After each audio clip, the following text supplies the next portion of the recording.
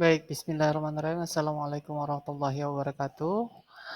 Nah, hari ini kita akan sharing bagaimana draft pembuatan sistem penilaian tahfiz Al-Quran.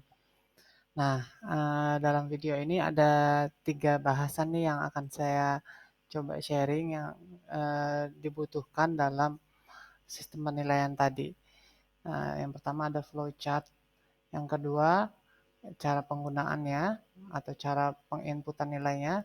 Yang ketiga, cara kerja sistem penilaian tersebut. Seperti itu. Nah, yang pertama dari flowchartnya, ya flowchartnya ini ada di bawah. Jadi flowchartnya ada 3. Yang pertama admin, kedua guru, yang ketiga siswa. Nah, kalau admin ini flowchartnya ngapain aja? Jadi pada saat admin login, tugas admin adalah untuk menginput database guru, merupakan biodata, nomor telepon, dan lain-lain. Kemudian untuk siswa juga sama seperti itu, menginput data siswa. Nah, nanti di database siswa ini juga yang akan menjadi bank data dari penilaian kumpulan nilai-nilai yang telah diambil oleh para guru seperti itu. Nanti ada di bank datanya ada di database siswa seperti itu. Nah, selanjutnya flowchart guru seperti apa? Guru pada saat login dia punya 4 akses, yaitu menginput nilai ziyadah per halaman atau jumlah hafalan yang setoran hafalan per halaman seperti itu. Nah, di beberapa pesantren atau rumah Quran mungkin ziyadahnya itu per hari tolak ukurnya. Jadi per hari itu dia hafal berapa ayat seperti itu. Nah, berbeda dengan sistem yang tersebut,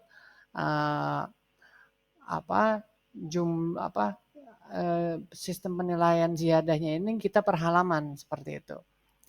Jadi satu kali input itu hanya untuk satu halaman. Jadi pada saat hari ini dia hafal 3 halaman, berarti kita harus input 3 kali, ya, 3 kali sesuai halaman yang akan dia masukkan seperti itu. Kemudian input tasmi ini per juz 1, juz 2 sampai juz 30 seperti itu ya. Kemudian ada input rapotan. Nah, di input rapotan ini nanti akan masuknya ke database siswa tadi. Jadi ada beberapa hal yang perlu ditambahkan. Yang pertama jumlah hafalannya pada saat rapotan itu dibuat, hafalannya sudah berapa? Adakah 8 atau ada 10 atau 20 juz seperti itu. Nah, nanti ini ya jumlah hafalan ini akan menjadi barometer dari nilai rata-rata. Jadi jika ada 8 juz maka akan dibagi 8 juz seperti itu. Nanti akan ketemu nilai rata-ratanya. Nah, di input rapotan ini juga kita perlu memasukkan deskripsi seperti itu. Deskripsinya seperti apa aja, apakah bagus, apakah ada penurunan, seperti itu. Nanti sebagai guru Quran perlu mencantumkan deskripsi dari pencapaian nilai pada semester tersebut. Nah, rapotan ini hanya 2 kali ya, di mana sebenarnya di sini ada 4 kali rapotan, yaitu UTS, ujian akhir semester, UTS lagi, baru ujian akhir tahun. Nah, yang kita buat rapot Al-Quran ini hanya di UAS dan UAT, ujian akhir semester dan ujian akhir tahun seperti itu ya. Seperti itu. Kemudian cetak rapot. Nah, di cetak rapot ini sudah automatically ya, semua sudah secara sistem. Yang perlu kita masukkan hanya ada 2, input NIS dan periode rapot seperti itu. Ini perlu kita masukkan seperti itu karena setiap siswa berbeda-beda. Nah, selanjutnya yang terakhir adalah flowchart dari siswa. Siswa pada saat dia selesai login akan menuju dashboard. Di situ cuma ada satu fitur aja, yaitu melihat progres hafalan seperti itu. Nah, ini bisa dilihat dari siswanya sendiri, juga dari orang tua seperti itu ya. Jadi orang tua bisa memantau perkembangan tahfiz anaknya. Juga nilai siswa juga bisa melihat. Nah, di sini yang ditampilkan nanti adalah perkembangan rapot per juz ya, seperti itu. Seperti itu. Awalnya ingin kita buat per halaman, tapi jumlah progresnya itu banyak sekali karena satu Al-Quran itu ada sekitar 600 halaman seperti itu. Artinya nanti progresnya sangat banyak sekali. Sebenarnya bisa juga sih kalau misalnya mau dibuatkan, tapi agar lebih simpel kita buat per juz aja seperti itu. Nah, itu flowchart ya dari sistem penilaian tahfiz kita ya. Nah, sekarang yang kedua, kita akan coba nih menggunakan simulasi dari sistem kita ya. Kita coba mulai dari guru dulu, kemudian kedua siswa, baru yang terakhir login admin ya. Kita coba. Ini cuma simulasi ya, sistem ini nggak berjalan secara sempurna. Baik, kita coba simulasi di login guru. Misalnya di sini saya masukkan akun saya sebagai guru ya misalnya ya. Hadi Aklis, passwordnya seperti itu, langsung saya enter ya. Kita langsung masuk ke dashboardnya. Nah, ini tampilan dashboardnya seperti tadi yang saya sampaikan, ada 4 fitur. Pertama, nilai ziyadah atau setoran harian seperti itu, yang targetnya satu hari itu minimal 1 halaman. Jadi kalau misalnya dia belum belum sampai 1 halaman, artinya ya dia belum bisa setoran, atau setoran tapi tidak dinilai seperti itu. Nah, seperti itu ya. Atau misalnya hafalnya 1 halaman setengah, berarti yang dinilai cuma 1 halaman saja seperti itu ya. Kalau misalnya 1 hari itu dia hafal 3 halaman, berarti kita perlu input 3 kali seperti itu. Kita coba ya. Nah, ini teman-teman. Misalnya ini seharusnya kosong.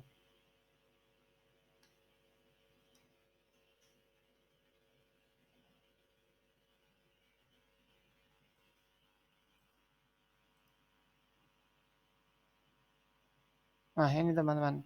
Ya. Misalnya kosong, kita masukkan NIS siswanya berapa. Nah, ya. Di sini langsung muncul nih namanya dan ziyadah terakhirnya. Oh, halaman ketiga seperti itu. Ya. Nah, di sini ada jali, ada kafi. Nah, jali ini saya kasih indikasi SB ya, nanti SB-nya ini nggak perlu disebutkan. Ini kesalahan besar. Nah, seperti itu ya. Kesalahan besarnya ada berapa seperti itu. Nah, kesalahan kecilnya ada berapa. Nah, kita yang dibutuhkan adalah sistem perhitungannya ini aja. Jadi kalau di sini saya ibaratkan kalau misalnya salah besar, kalau nggak ada salahnya artinya nilainya 100 ya. Tapi kalau misalnya salah jalinya 1, kesalahan besarnya 1, ini mengurangi 10 poin. Coba kita hitung. Nah, seperti itu ya. Kalau ada kesalahannya besarnya 5 kali, oh berarti ada berkurang 50 poin seperti itu. Nah, sementara kalau kesalahan kecil berkurangnya berapa? Ya, kalau di kesalahan kecil berkurangnya itu kita sistematikan berkurang 2,5 poin. Nah, seperti itu. Ya, misalnya ada kesalahan kafinya ada 4, berarti dia berkurang 2,5 kali 4 ada 10 seperti itu. Nah, seperti itu. Jadi pada saat kita simpan, ya, nanti ini secara otomatis akan tersimpan di halaman penilaian seperti itu ya. Nah, sama begitu juga tentang penilaian tasmi, kurang lebih sama seperti itu juga. Ya. Di sini ada kita kembali. Jadi cara penilaian tasmi dan ziyadah ini sama ya. Kalau ziyadah ini per halaman, kalau tasmi ini per juz. Jadi ini pun kita nilai seperti itu. Kalau jalinya kurang 10, kalau kafinya kurang 2,5%, 2,5 poin seperti itu. Ya. Selanjutnya kita ke edit rapot. Nah, kan jadi ini sudah ziyadahnya ini sudah berjalan setiap hari, terus nanti kalau misalnya sudah nah, tasminya ini per juz ya. Nah, 1 juz itu rata-rata 20 halaman. Jadi setiap 20 halaman nanti guru Qur'annya melakukan ujian tasmi seperti itu ya. Jadi kalau kita sebagai developer cukup menyiapkan ini saja. Jadi untuk masalah durasinya nanti jadwal ujiannya kita serahkan saja kepada guru Qur'annya. Yang jelas kalau ziyadah ini untuk ukurannya untuk per hari atau per halaman, kalau tasmi ini per juz barometer ujiannya. Nah, untuk edit rapot, nah tadi ya, jadi sebelum rapotan ada yang perlu kita masukkan nih di rapot. Nah, di rapot ini ada jumlah hafalan, ya, kemudian sama deskripsi ini nih, ya, deskripsi ini ada 6 deskripsi, bisa juga sih dibuat 12. Jadi setiap ujian tengah semester juga ikut masuk. Tapi ini di sini saya coba contohkan hanya 6 saja. Jadi misalnya kalau yang satu ini artinya ujian akhir semester bulan Desember biasanya. Di sini ujian akhir tahun biasanya bulan Juni. Ini juga Desember, nanti di kelas 2, ini bulan Juni di kelas 2. Ini Desember di kelas 3, kemudian ini bulan Juni di kelas 3. Ini deskripsinya seperti apa. Ya. Di sini saya tuliskan terus berusaha lagi, tingkatkan lagi belajarnya. Jangan malas. Seperti itu ya, kurang lebih. Nah, ini di sini cuma 2 nih yang kita input sebagai guru Quran, jumlah hafalan dan jumlah ini.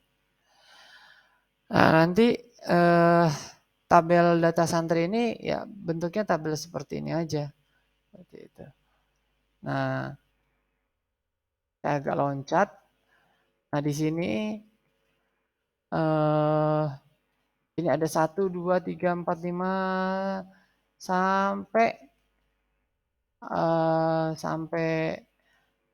600 nih, sahabat-sahabat. Nih, ya.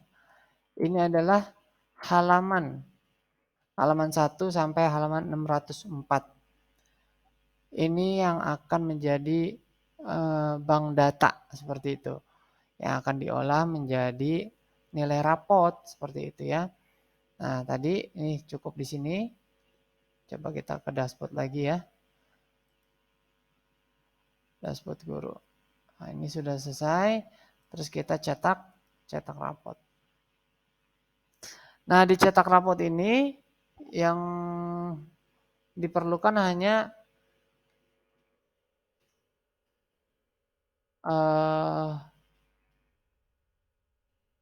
sebentar.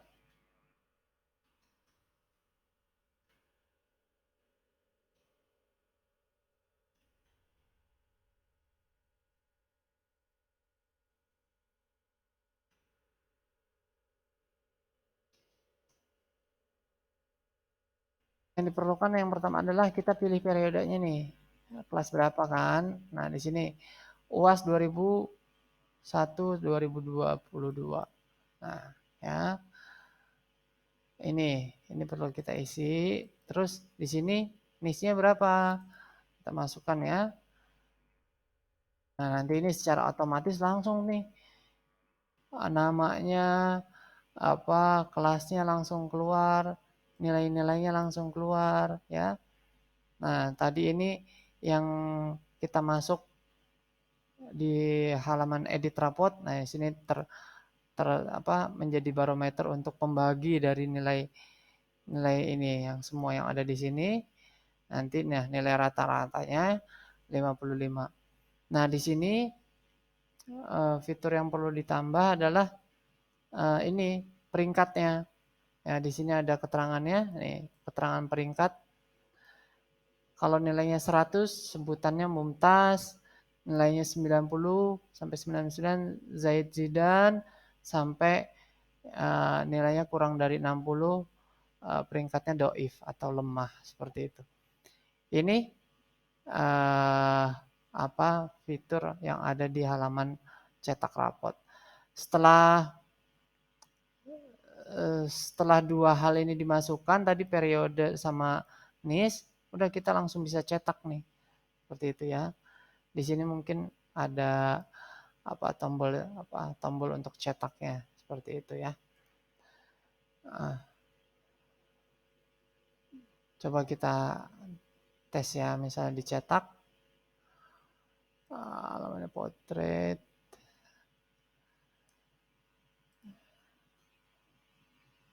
Jadi misalnya kita cetak, nah ini kurang lebih tampilannya ya. Nggak apa-apa kalau misalnya sampai 2 halaman nggak apa-apa. Ya. Oke. Selanjutnya ini dari penggunaan sistem penilaian kita. Langsung kita ke siswa. Login siswa ya, misalnya.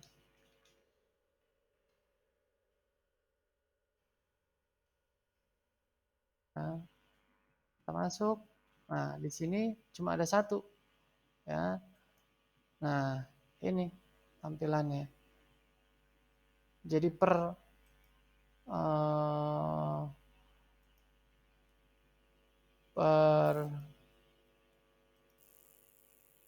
siswa hanya satu halaman dan per juz ya. Nah, di sini yang menjadi fiturnya adalah selain nilai per juz, juga ada statistiknya seperti ini. Ya. Kalau untuk kelas yang awal, memang kurang menarik karena jumlah hafalannya baru satu ya, seperti itu. Tapi kalau misalnya sudah banyak, nanti akan lebih menarik. Seperti itu. Misalnya kita contohkan ya.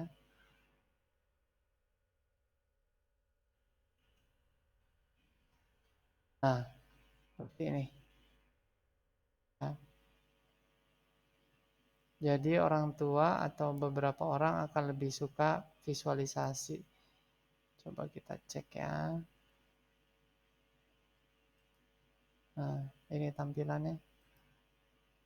Kurang lebih. Kalau misalnya para orang tua mau mencetaknya. Seperti itu.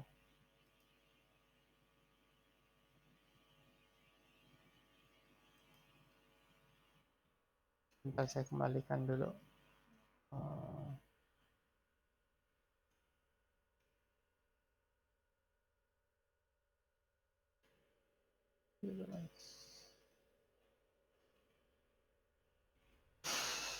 Oke, kurang lebih ini dari penggunaan untuk siswa ya. Nah, login admin misalnya. Login admin kita login. Di sini ada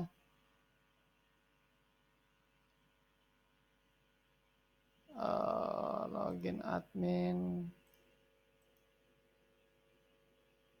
Login admin ini belum, maaf. Misalnya langsung ke sini ya. Oke, nah sini ada 6 fitur. Ini input Ustadz, ini input siswa, input database Ustadz. Kita lihat satu-satu ya langsung ya. Ini input kurang lebih sama seperti ini ya, sama seperti input nilai tadi.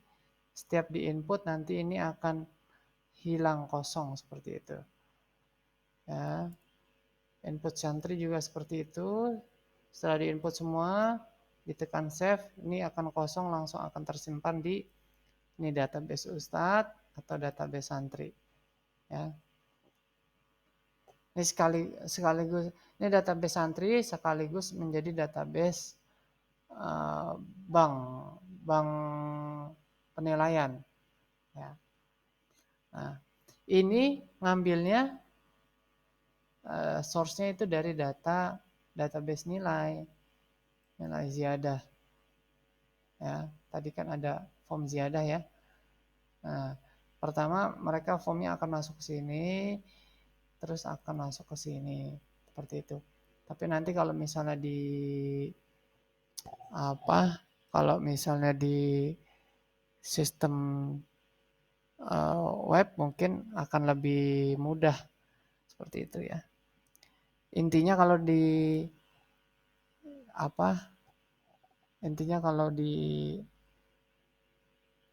sini yang dibutuhkan itu output nilai rapot seperti tadi ya. Nanti proses pengolahannya seperti apa nanti bisa diserahkan ke developernya. Kurang lebih kalau dari sistem Excel saya nariknya seperti itu. Udah